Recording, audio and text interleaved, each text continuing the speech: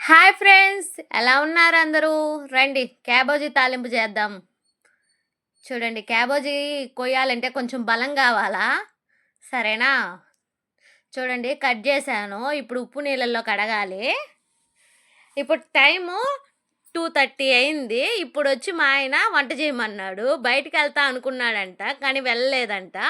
అందుకని ఇప్పుడు వచ్చి వంట చేయమన్నాడు. సరే అని చెప్పి ఆయనకి ఇష్టమైన క్యాబేజీ తాలింపు చేస్తున్నా. పెసరపప్పు వేస్తేనే తింటాడు, మామూలుగా అయితే తిండు అసలు.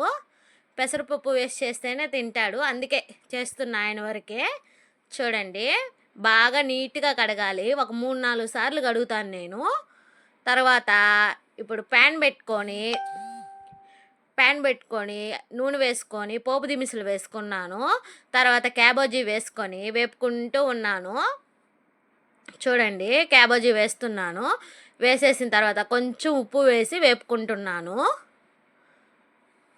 చూడండి, వేపుకుంటూ ఉన్నాను. బాగా వేగాలి, లేకుంటే బాగుండదు.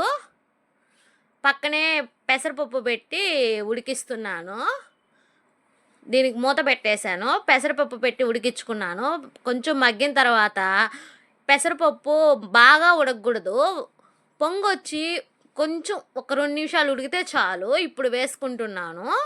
వేసేసుకొని కొంచెం పసుపు వేసుకొని కలుపుకుంటూ ఉన్నాను.